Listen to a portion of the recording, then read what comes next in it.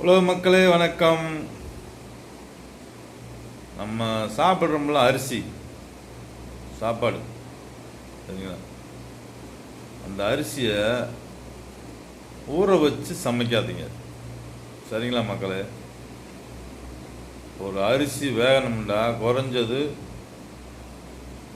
ஒரு 30 நிமிஷம் 45 நிமிஷமாச்சும் ஆகும். ஓப்பனாக வச்சா, நீங்கள் குக்கரில் வச்சா வேகமாக ஆகும், சரிங்களா?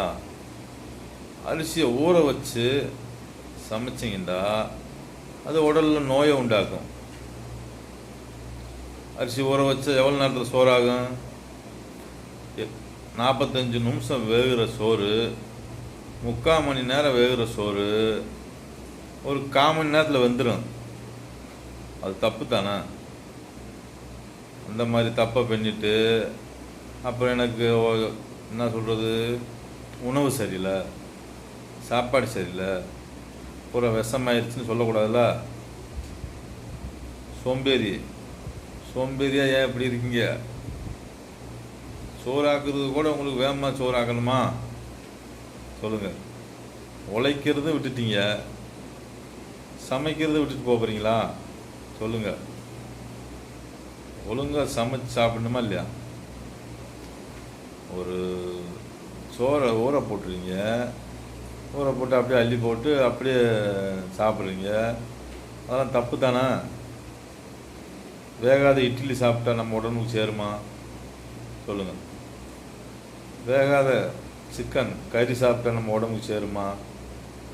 அப்போ என்ன அர்த்தத்தில் நீங்கள் அரிசி ஊற வச்சு சமைக்கிறீங்க? சொல்லுங்கள் மக்களே. விசேஷ வீட்டில் ஊற இப்படித்தான் அரிசி ஊற வச்சுக்கே இருப்பாங்களா? சோறு பத்தலையா, தூக்கி வை, 5 நிமிஷத்தில் சோறு ரெடி. நீ சாப்பிட்டு வீட்டுக்கு போனான்னா கக்குசு போனா என்ன, அவங்களுக்கு என்ன இந்த கவலை? இப்படி சமையலை சாப்பிட்டுட்டு விவசாயத்தை குறை சொல்ல, டாக்டரை குறை சொல்ல, இதெல்லாம் சரியா? மக்களை நீங்கள் செய்கிறது சரியா? நான் ஒரு இடத்துல முன்னாடி வீடியோ சொல்லியிருப்பேன், தேவையில்லாததை சாப்பிடாதீங்க, சாப்பிட்டுட்டு பொதுமக்களை குறை சொல்லாதீங்க, சரிங்களா மக்களே?